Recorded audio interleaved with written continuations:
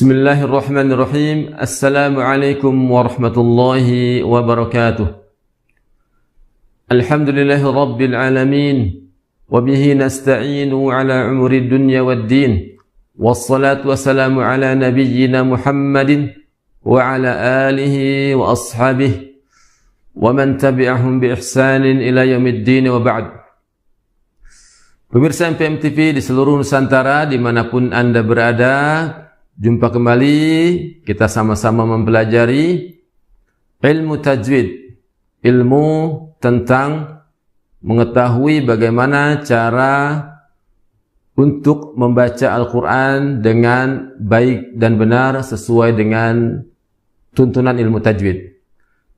Pada pembahasan yang lalu kita masih atau sudah memasuki pembahasan mengenai sifat huruf. Itu sifat huruf. Yang mana sifat huruf tersebut tujuan dipelajarinya adalah yang pertama untuk membedakan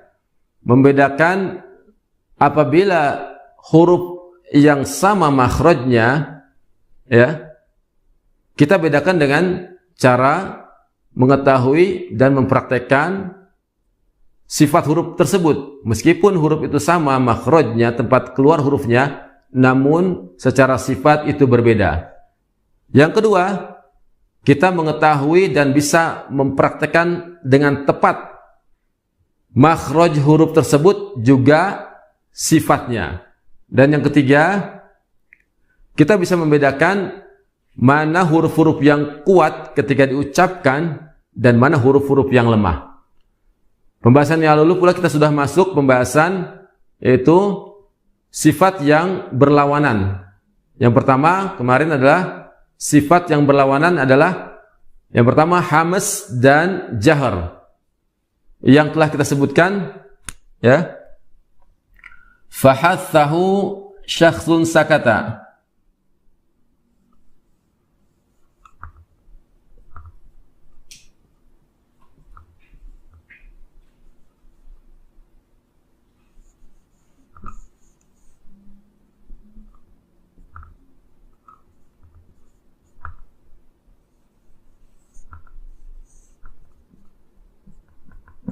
Perhatikan huruf ini diringkas dalam bait syair yang terdapat di Muqaddimah Ibnu Jazari, yaitu kitab tajwid karangan Ibnu Jazari mengenai sifat yaitu huruf-huruf yang terkumpul dalam huruf hamas.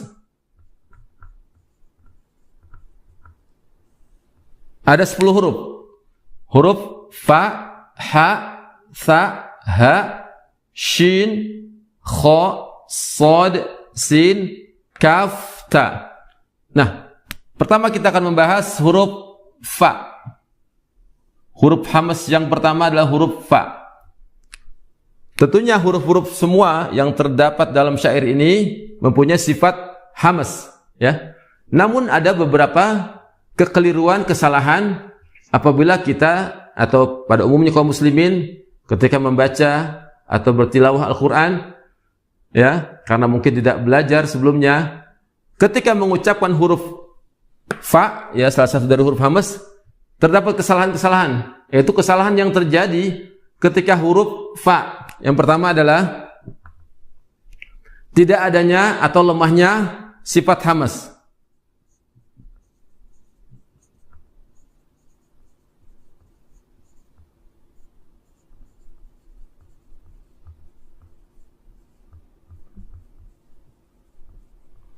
Ya, contohnya la taftaru 'ala Allahi kadhiba.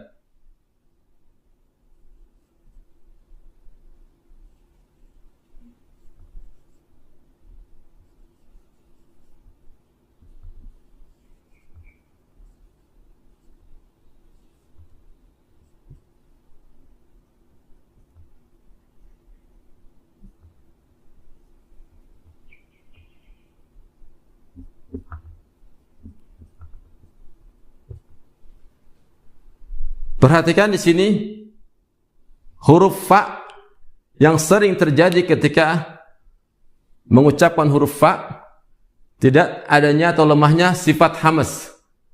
La tabtaru, bahkan cenderung menutup ya kedua bibir. Yang mana huruf fa mengeluarkan atau mengeluarkan udara atau mempunyai sifat hamas, yaitu banyak mengeluarkan udara. La taftaru 'ala Allahi kadhiba. La taftaru, jangan ditahan atau dilemahkan. La taftaru, tapi la taftaru, ya. Kemudian contohnya lagi, yukhaffif ankum.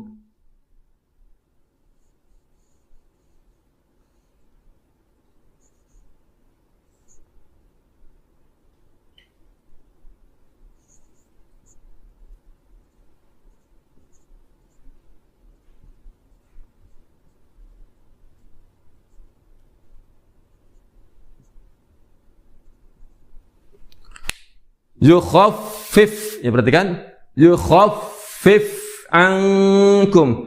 Perhatikan huruf fa ini, ya, dibaca dengan atau menyuarakan atau membunyi atau mengeluarkan suara atau mengeluarkan udara, yaitu hamas. Yukhaffif ankum, jangan menahannya atau melemahkan sifat hamas tersebut. Yukhaffif ankum. Ini adalah kesalahan yang pertama yang terjadi pada huruf hamas. Kesalahan yang kedua yang tersebar di masyarakat, yaitu di kaum muslimin, ketika mengucapkan huruf hamas adalah mengkolkolahkan atau dikolkolahkan, dipantulkan. Ini juga salah. Kolkolah. Kita berikan contoh. Wa hafafnahuma.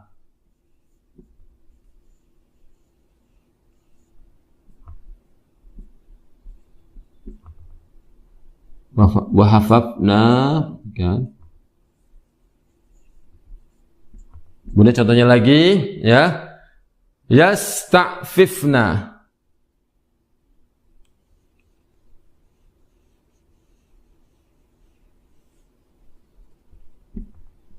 Ya.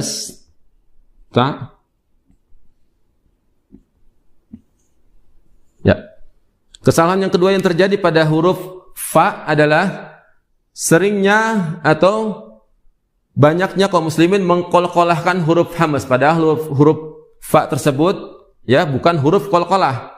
Contohnya wahafafnahuma atau yasta'fifna, dipantulkan atau dikolkolahkan. Wahafafna, yastakhfifna, namun harus ditahan hanya mengeluarkan udara, bukan mengeluarkan suara. Jika mengeluarkan suara itu dinamakan qalqalah, ya. Tapi dibaca dengan ditahan suara tersebut hingga tidak keluar. Wa hafafnahuma yasta'fifna yaftaruna. Kita contohkan lagi, ya. Di kesalahan pertama, jangan sampai lemah huruf hamas tersebut.